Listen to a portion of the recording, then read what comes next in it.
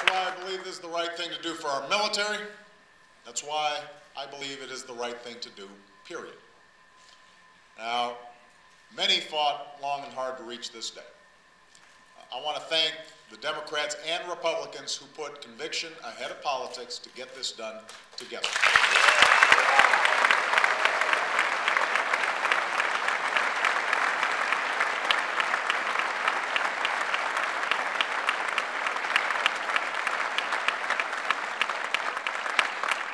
I want to recognize Nancy Pelosi,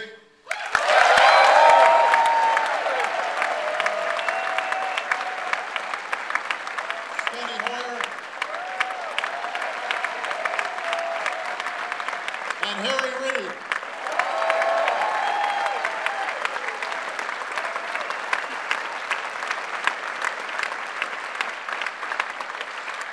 Today we're marking a historic milestone, but also the culmination of two of the most productive years in the history of Congress, in no small part because of their leadership. And so we are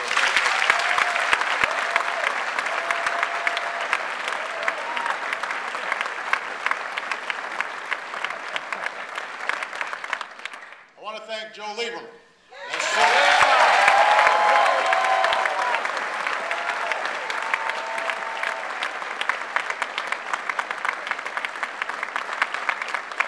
And Susan Collins.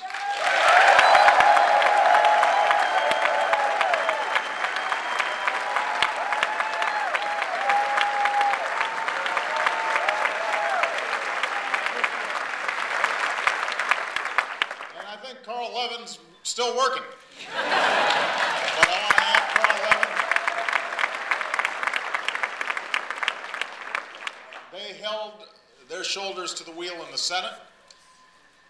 I am so proud of Susan Davis.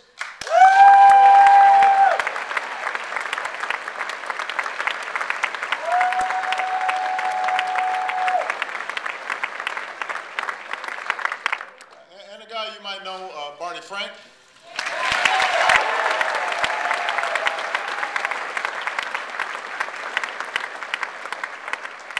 They kept up the fight in the House, and I've got to acknowledge Patrick Murphy, a veteran.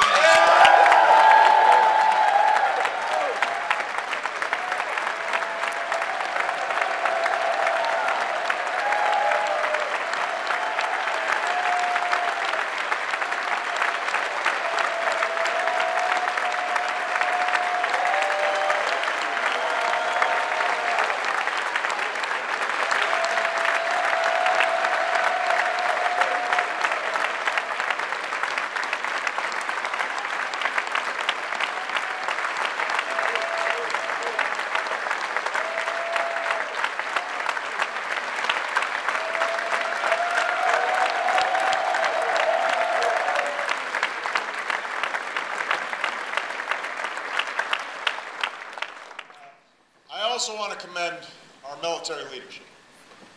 Now, ending Don't Ask, Don't Tell was a topic in my first meeting with Secretary Gates, Admiral Mullen, and the Joint Chiefs. We talked about how to end this policy. We talked about how success in both passing and implementing this change depended on working closely with the Pentagon, and that's what we did. And 2 years later, I am confident that history will remember well the courage and the vision of Secretary Gates,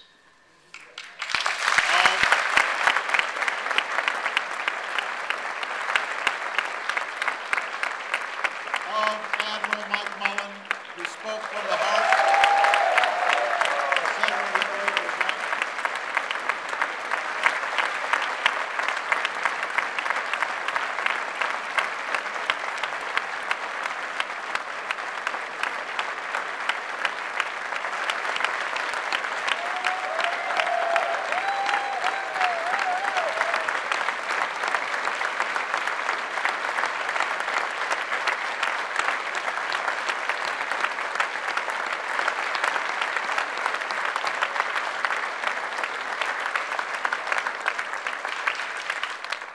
General James Cartwright, the Vice Chairman of the Joint Chiefs, and Deputy Secretary William Lynn, who is here.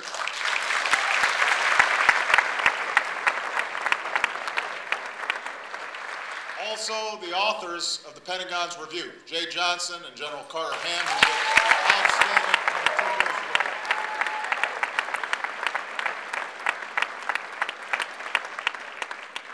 And all those who laid the groundwork for this transition.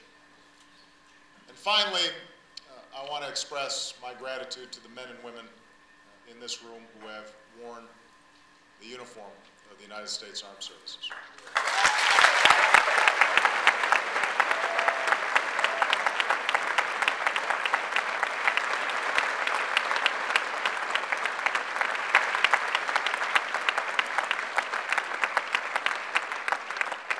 I want to thank all the patriots who are here today.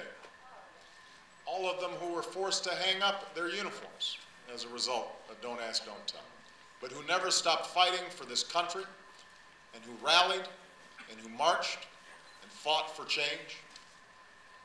I want to thank everyone here who stood with them in that fight. Because of these efforts, in the coming days, we will begin the process laid out by this law. Now, the old policy remains in effect until Secretary Gates, Admiral Mullen, and I certify the military's readiness to implement the repeal. And it's especially important for service members to remember that. But I've spoken to every one of the service chiefs, and they are all committed to implementing this change swiftly and efficiently. We are not going to drag our feet.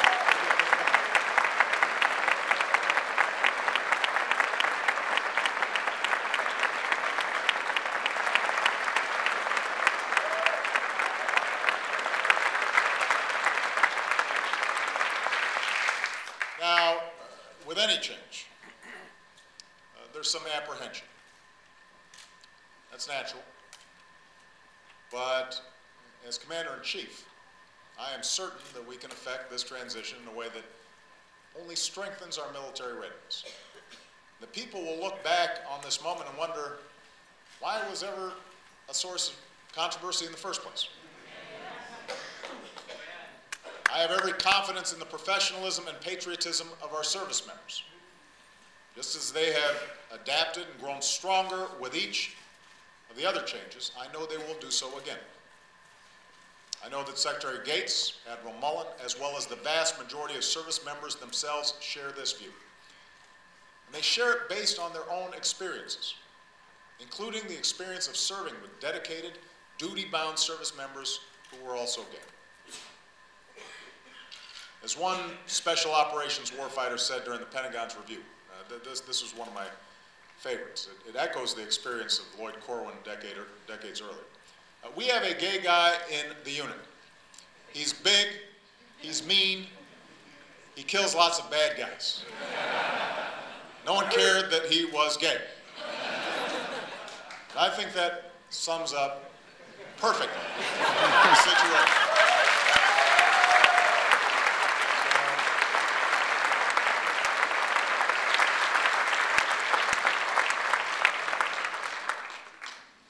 Finally, I want to speak directly to the gay men and women currently serving in our military. For a long time, your service has demanded a particular kind of sacrifice. You've been asked to carry the added burden of secrecy and isolation, and all the while you've put your lives on the line for the freedoms and privileges of citizenship that are not fully granted to you. You're not the first to have carried this burden.